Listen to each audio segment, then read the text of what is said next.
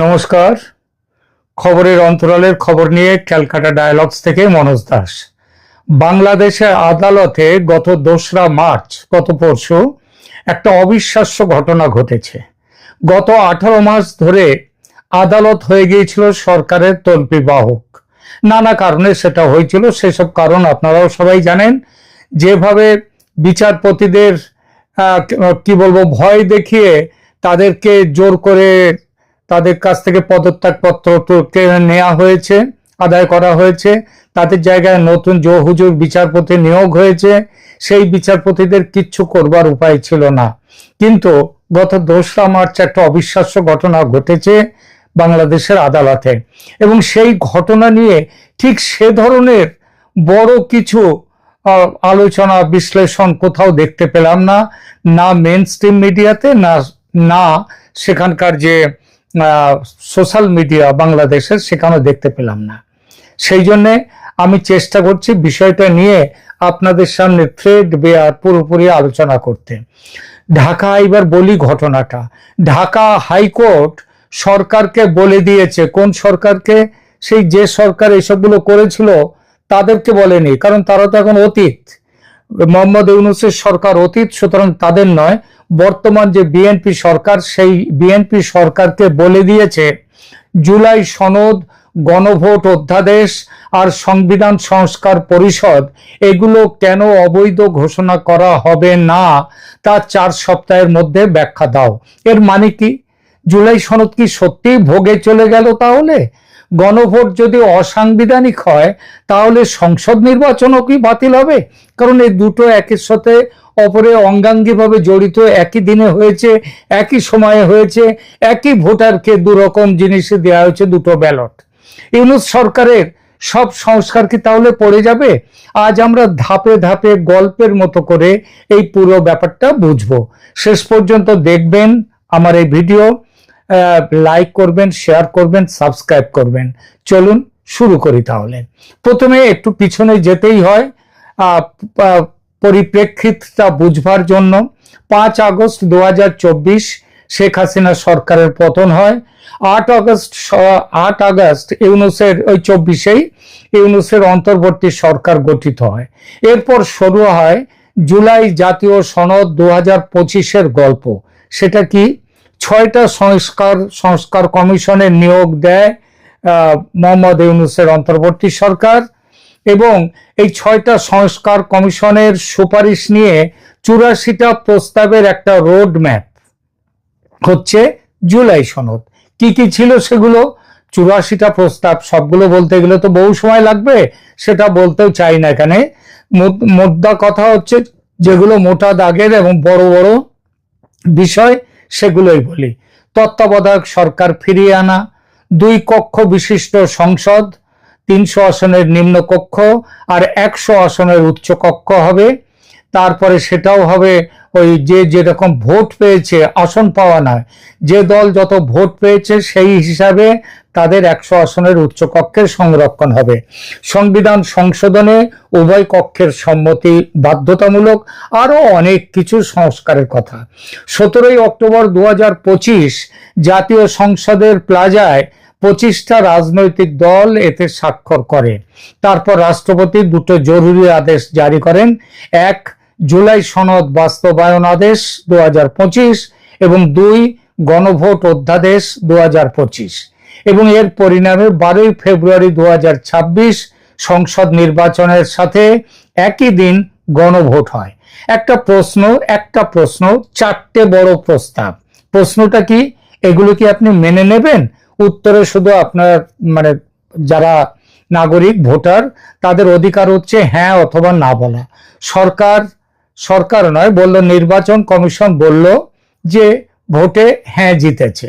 এরপর নির্বাচিত এমপিরাই সংবিধান সংস্কার পরিষদ তৈরি করে সেখান থেকে শপথ নেবে আলাদা করে। এইটাই হচ্ছিল নিয়ম। এই 3টে স্তম্ভ,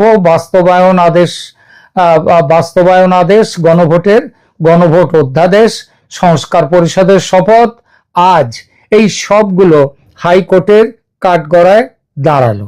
আজ 2রা মার্চ এই আদালত এই নির্দেশ দিয়েছে। গত 2রা মার্চ বিচারপতি রাজিক আল জালিল আর বিচারপতি আনোয়ারুল ইসলামের বেঞ্চ 3টে রিট শুনে রুল জারি করে। কারা রিট করেছে?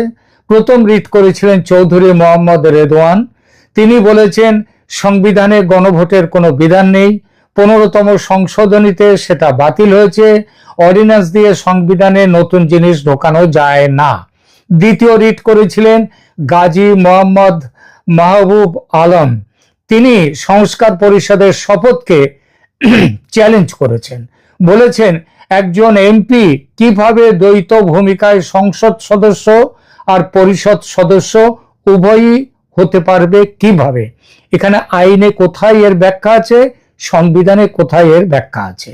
এটা হচ্ছে দ্বিতীয়। তৃতীয় হচ্ছে ইউনুস আলী আকান্দ।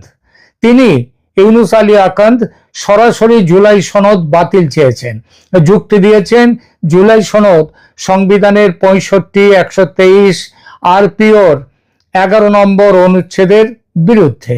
আদালত কি বলেছে? খুব সহজ কথা, এই 3টে জিনিস কেন আইনগত কর্তৃত্ব বহির্ভূত আর অসাংবিধানিক ঘোষণা কেন করা হবে না, তার উত্তর দিক, জবাব দিক আইন মন্ত্রণালয়, নির্বাচন কমিশন, সংসদ সচিবালয়।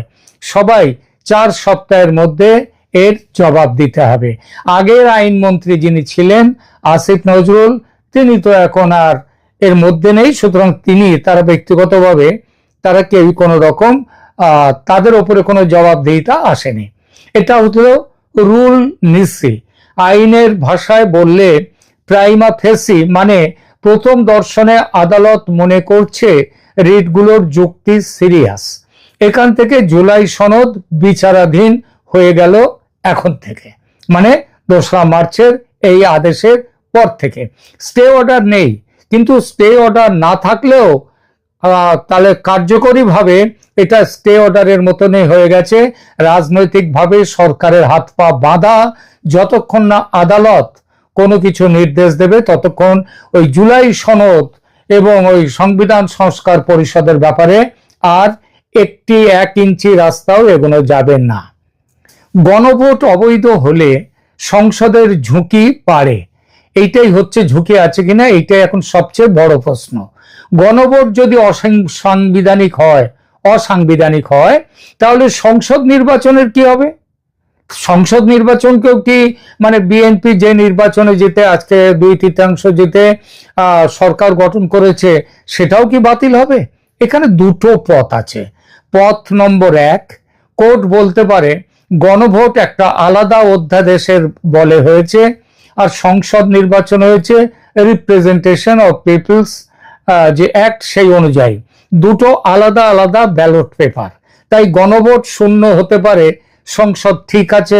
এই রায় যদি কোর্ট দেয় তাহলে তো মন্দের ভালো, এটা কনজারভেটিভ রায় বলে গণ্য হবে।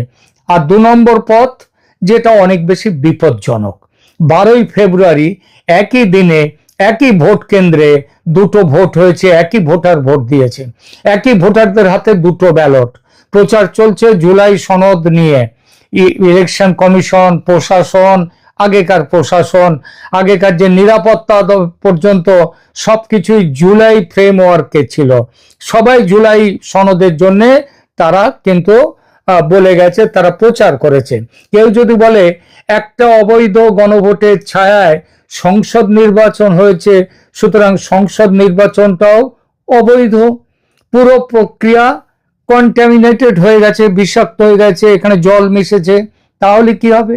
আপিল বিভাগ চাইলে বলতে পারে এটা ফ্রি অ্যান্ড ফেয়ার ইলেকশন ছিল না, সুতরাং পুরো নির্বাচন বাতিল করে দাও।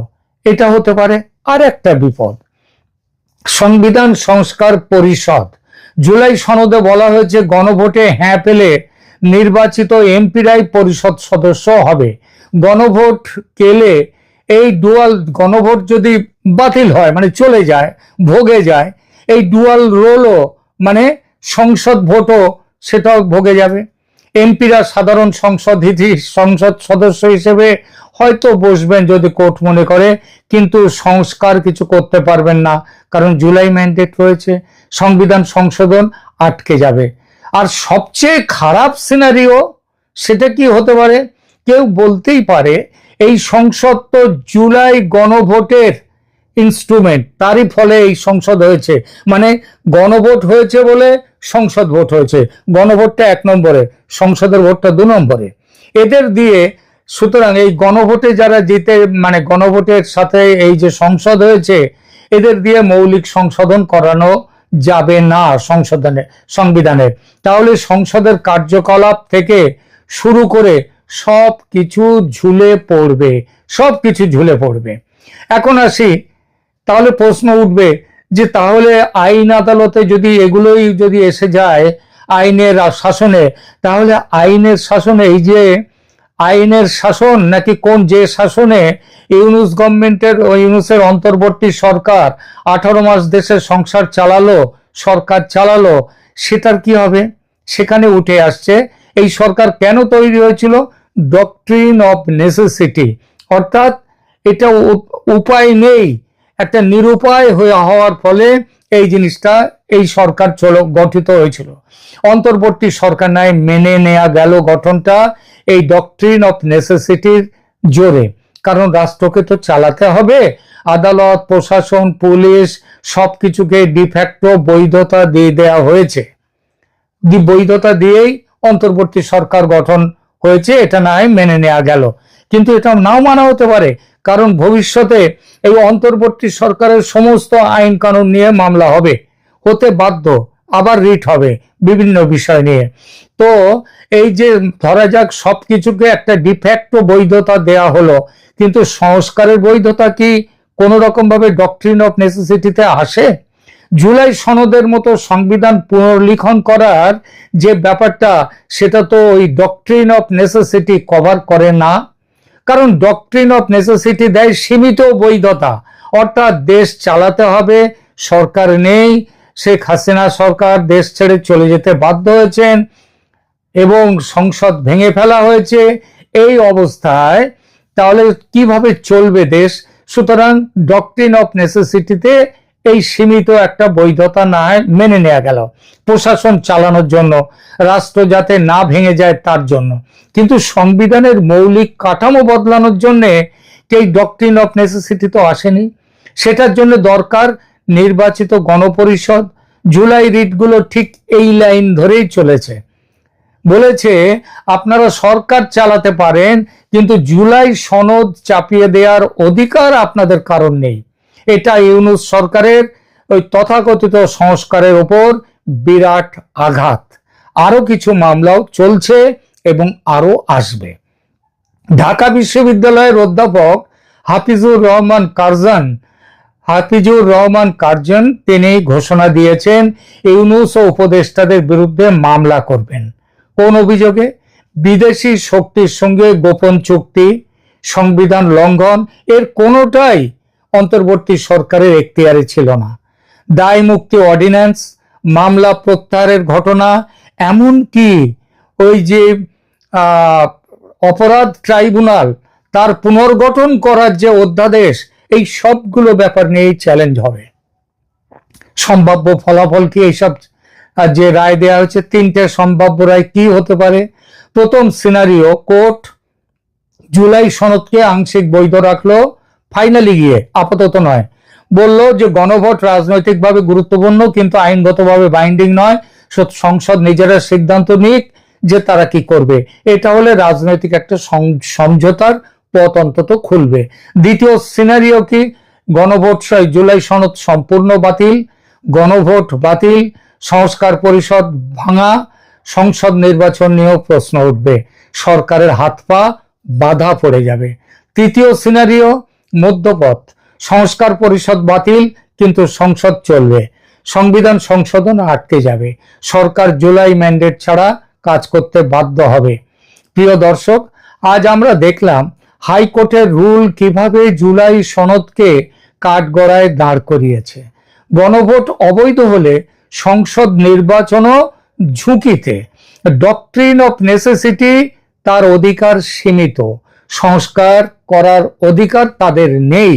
ইউনূসের তথাকথিত বিপ্লবী স্বপ্ন এখন আইনি বাস্তবের সামনে দাঁড়িয়ে। মাঝখান থেকে কয়েক হাজার প্রাণ চলে গেল, দেশটা কয়েক বছর পিছিয়ে গেল, তাই নয় কি? আপনারা কমেন্টে বলবেন, সংসদ বাতিল হবে কি? জুলাই সনদ পুরোপুরি শেষ হবে কি? লাইক দিন, শেয়ার করুন, বন্ধুদের সাথে সাবস্ক্রাইব করুন। দেখা হবে আগামী ভিডিওতে। ধন্যবাদ।